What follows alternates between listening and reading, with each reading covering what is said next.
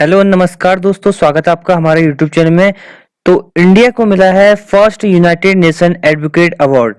ये बहुत ही proud moment है इंडिया के लिए और उत्तराखंड के लिए भी, क्योंकि मेजर सुमन गवानी को मिला है United nation gender advocate award. जानेंगे इस वीडियो में इसके बारे में, तो चलिए वीडियो को शुरू करते हैं।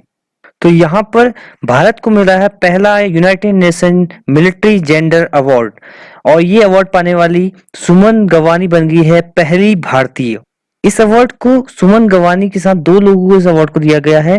पहली है सुमन गवानी जो कि भारत से है, दूसरी है ब्राजील की नेवी ऑफिसर कार्ला मार्टिनो। सुमन गवानी जो है मूल रूप से उत्तराखंड के टिहरी गढ़वाल की रहने वाली है। तो ये अवार्ड दिया जाता है यूनाइटेड नेशन द्वारा। ये ट्वीट है यूनाइटेड नेशन इंडिया की।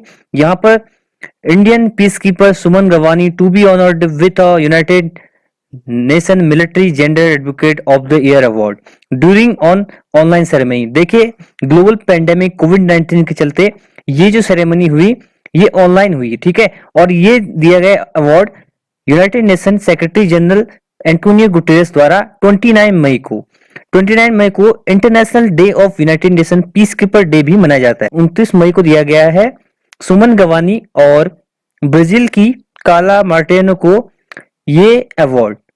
अब ये अवार्ड तो दिया गया, लेकिन ये अवार्ड दिया क्यों जाता है इसको जानने से पहले हम जान लेंगे थोड़ा सुमन गवानी के बारे में। तो यहाँ पर एक प्राउड मोमेंट इंडिया के लिए तो है ही, उत्तराखंड के लिए भी एक बहुत ही प्राउड मोमेंट है, क्योंकि सुमन गवानी जो है उत्तराखंड के टिहरी गढ़वाल की रहने वाली है। तो सुमन गवानी जो है उत्तराखंड के टिहरी गढ़वाल के पोखर गांव की रहने वाली है। उनकी जो स्कूली शिक्षा हुई थी वो उत्तरकाशी से हुई थी। उसके बाद उन्होंने देहरादून से पीजी कॉलेज से उन्होंने बैचलर की डिग्री हासिल की। इसके बाद उन्होंने आर्मी जो है ऑफिशियल ट्रेनिंग एकेडमी चेन्नई से ग्रेजुएशन के बाद 2011 में मिलिट्री ज्वाइन की। वे आर्मी के सिंगल कॉर्प्स से जुड़ी। अब जानते हैं United nation gender advocate award के बारे में। इसकी शुरुआत जो हुई थी वो जो है 2016 में इसकी शुरुआत हुई थी। ये मिलिट्री पर्सनल जो अपने काम को यूनाइटेड सिक्योरिटी रेजोल्यूशन 1325 के सिद्धांतों को मजबूती देते हैं, आगे बढ़ाते हैं, उन्हें यह सम्मान दिया जाता है। अब देखिए, यूनाइटेड नेशन आप जानते होंगे जिसके हेडक्वार्टर आपको देखने को मिलेंगे न्यूयॉर्क अमेरिका में, और एंटोनियो गुटेरेस इसके अभी प्रेजेंट टाइम पे हेड है, ठीक है। तो यूनाइटेड नेशन का जो 1325 ये क्लॉज है, ये रेजोल्यूशन है, इसमें है क्या? इस रेजोल्यूशन के मुताबिक दुनिया भर में शांति स्थापित करना, कहीं भी तनाव है उसको वहां पर शांति स्थापित करना, इसका जो है प्रमुख उद्देश्य है। तो इसके तहत यहाँ पर यूनाइटेड नेशन इसके तहत काम करने वाले मिलिट्री पर्सनल को यूनाइटेड नेशन ये अवार्ड देता है। और जो अभी जो सुमन गवानी है ये अभी जो है इसी रेजोल्यूशन के तहत जो है साउथ सूडान में तैनात थी।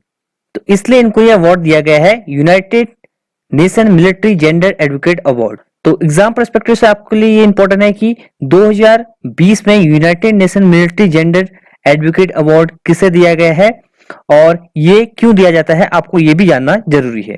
और इस अवार्ड को पाने के बाद सुमन गवानी ने एक वीडियो मैसेज के जरिए थैंक्स बोला यूनाइटेड नेशन को, और इंडिया के लिए भी मैसेज यहाँ पर फॉरवर्ड किया। तो देखिए इस वीडियो को, और वीडियो पसंद आए तो वीडियो को लाइक कीजिए, शेयर कीजिए अपने दोस्तों के साथ, हमारे चैनल को सब्सक्राइब करना ना भूलें। I thank UNMES and my country India for giving me this opportunity.